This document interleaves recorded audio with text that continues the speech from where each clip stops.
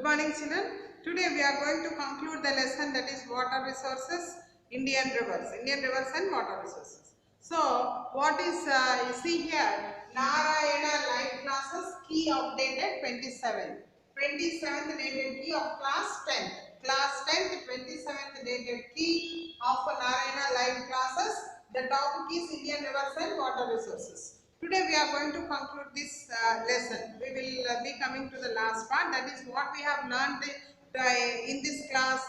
Water shall be treated as a common pool of resource, and community ownership of the water is very essential. Perumatti village and Coca-Cola dispute. These are the three concepts that we have learned in this lesson. So based upon that, the assignment has been given to you. See that the ownership of the groundwater shall be with whom? The ownership of the groundwater shall be with whom?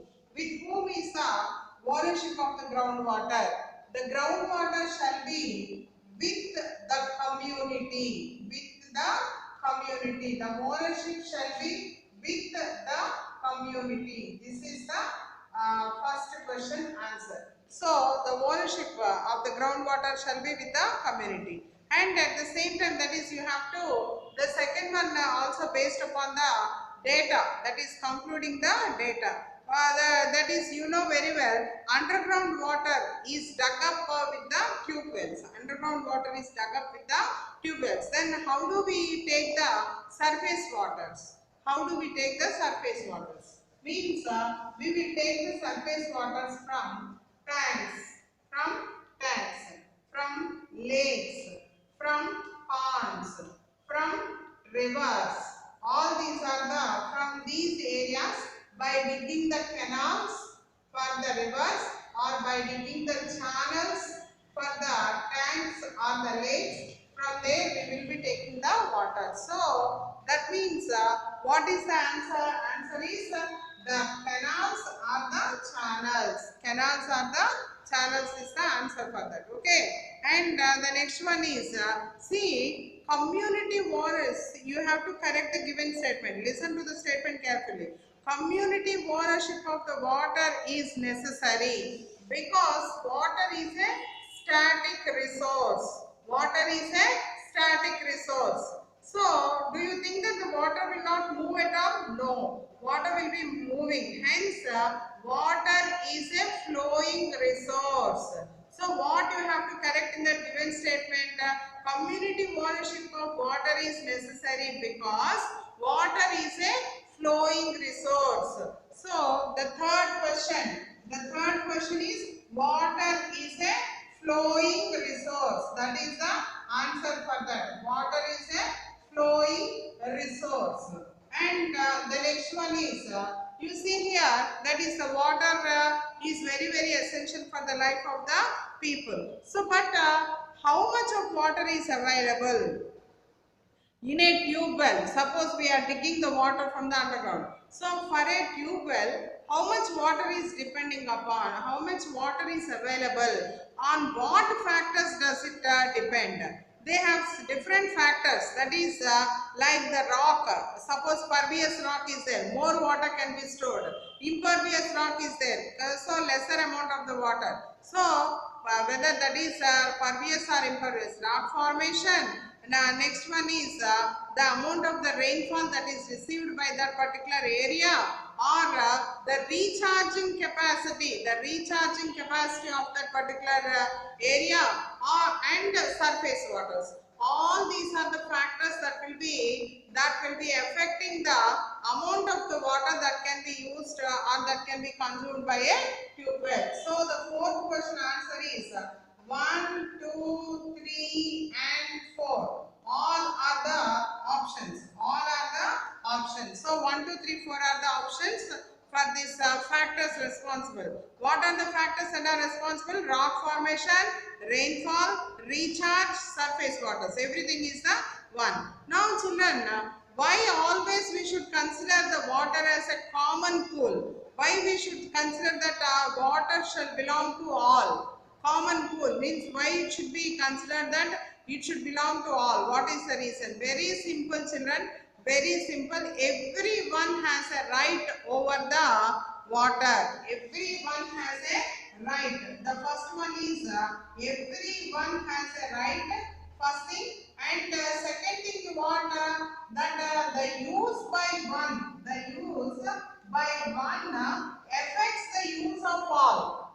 The use by one affects the use of all. That is the another one. Suppose we are using more and more water, that affects the neighboring person's water usage, because from there the water will be flowing. No, water is a flowing resource. So what happens? The water will always flow from the higher areas to the lower areas. If you are in the lower area and you are digging or you are using more and more water, then automatically the flow will not be allowed to the further down people, and automatically that causes a damage to the use of the others. That is why water shall be considered as a common property or a public property. It shall be considered as a public property, because on water everyone has a right, and use by one will affect the use of the others. Okay, and now children, you have to know about the conservation of the water. So water is the life. You know very well that water is life. Hence, if at all you have to write a slogan, what you have to write? Water is life. Save water, save life. Save water, save life. Any other slogan also you can write according to your own creativity. Okay. And children, what is the first priority and a human right? What is the first priority and human right of the people? Nowadays, it is not food, but it is water. It is water. That is very important thing. Water. And children, so because water is the first priority of the people, who shall